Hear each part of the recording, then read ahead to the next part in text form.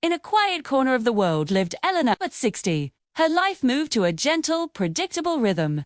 Each morning began with the sun filtering through her kitchen window, casting long shadows as she brewed her tea. Her days were a tapestry woven with familiar threads. The comforting weight of a book in her lap, the soft earth of her garden under her fingertips, the quiet hum of the house that had been her world for so long. She tended to her roses with the same care she gave to her memories each bloom. A testament to a life lived, yet she often found herself gazing out the window, a flicker of longing in her eyes for something more, a chapter she hadn't yet read.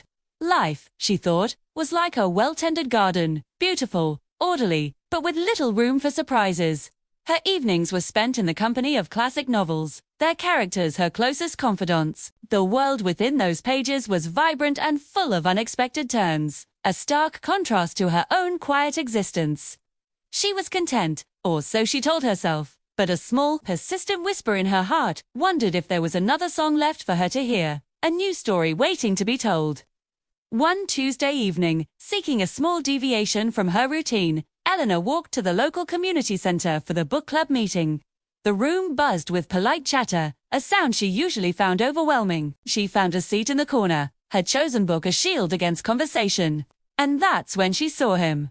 Arthur. He sat across the room, a book with a worn cover resting on his knee, a pair of reading glasses perched on his nose. He had a kind face, etched with lines that spoke of a life filled with laughter and thought. Their eyes met for a fleeting moment, a brief, shy acknowledgement between two strangers, jarring. During the discussion about the novel's protagonist, Eleanor, who rarely spoke up, found herself offering a perspective. To her surprise, Arthur nodded in agreement, his voice warm and thoughtful as he expanded on her point. It was as if he had reached into her mind and plucked out the very thoughts she struggled to articulate. A connection, small but significant, sparked between them in that crowded room. After the meeting, as people gathered their coats, Eleanor felt a light tap on her shoulder. It was Arthur. He smiled, and the room suddenly felt less crowded, less noisy. "I really enjoyed what you said about the book," he began, his shyness mirroring her own. "You put it so perfectly." Eleanor felt a blush creep up her neck, a feeling she hadn't experienced in years. The conversation flowed effortlessly from there, from the book to other authors they admired, to the simple joys of a well-told story. Before they parted ways, Arthur hesitated for a moment. "Perhaps," he said, his voice laced with a hopeful uncertainty, "we could continue this conversation over a cup of coffee sometime." Eleanor's heart did a little flutter. "I'd like that very much," she replied, her own voice barely a whisper, but the smile on her face said everything. Their first coffee date was a study in shy smiles and careful questions. They sat in a cozy cafe, the aroma of coffee and pastries enveloping them. They talked for hours, discovering a shared love for old films, a mutual disdain for rainy Mondays, and a surprising number of overlapping life experiences. With every shared story, with every burst of shared laughter, the initial shyness melted away, replaced by a comfortable, exciting familiarity. It felt less like meeting a stranger, and more like reconnecting with a long-lost friend. From that day forward, their friendship blossomed like the most vibrant flower in Eleanor's garden. Their coffee dates became a regular occurrence, the highlight of their weeks. Soon, those coffees evolved into something more. They were no longer just two people discussing books. They were two souls sharing their worlds. Arthur would bring her a small bouquet from his own garden, and Eleanor would bake him her famous lemon drizzle cake. They were small gestures, but they spoke volumes. Their bond deepened with each passing day, transforming from the gentle warmth of friendship into the radiant glow of romance. Their dates became adventures. One sunny afternoon, they walked through a sunlit park, the light dappling through the leaves and dancing on the path before them. Arthur, with a playful glint in his eye, pointed out cloud shapes in the sky, his imagination painting fantastic stories for her. Eleanor, who had walked this park 1,000 times alone, saw it with new eyes, every corner alive with a newfound magic.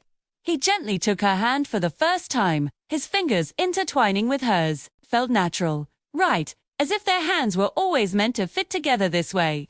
Another day, they lost themselves in the quiet halls of an art gallery. They stood before a vast, abstract painting, a swirl of colors and emotions. Eleanor confessed she never quite understood modern art. Arthur didn't try to explain it with technical terms. Instead, he shared what it made him feel, the story he saw within the chaos of the canvas, too.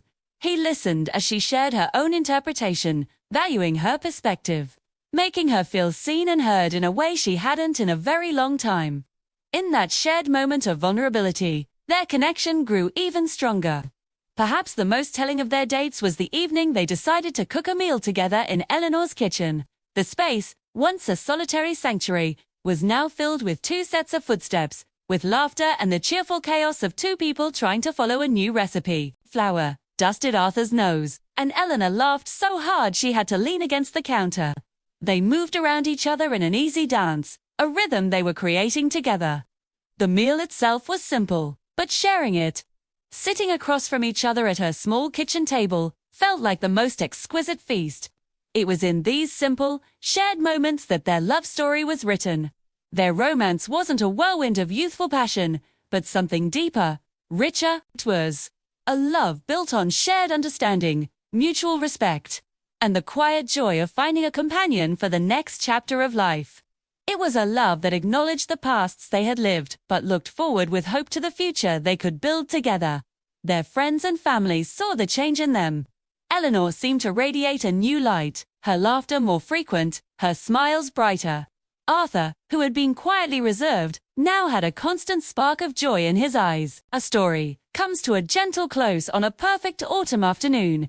The air is crisp, and the leaves are a symphony of gold and red. We find Eleanor and Arthur sitting on their favorite park bench, the same one where he first held her hand. They aren't talking much, simply enjoying the comfortable silence that exists only between two people who are truly in sync. A gentle breeze rustles the leaves around them. Arthur turns to Eleanor, a soft smile on his face, and squeezes her hand. She leans her head on his shoulder, a gesture of complete trust and contentment. In this simple, profound moment, holding hands on a park bench, their two quiet lives have merged into one beautiful, shared journey. It is a testament to the fact that it is never too late for a new beginning, that love can find you at any age, and that the most beautiful chapters of our lives are often the ones we don't expect. For Eleanor and Arthur, this isn't an ending. It is the beautiful, promising start of everything that is yet to come, a new chapter filled with love, companionship, and endless shared sunsets. Thank you so much for watching and sharing this story with us. If you enjoyed it, please remember to like, share, and subscribe for more heartwarming content. Until next time, take care.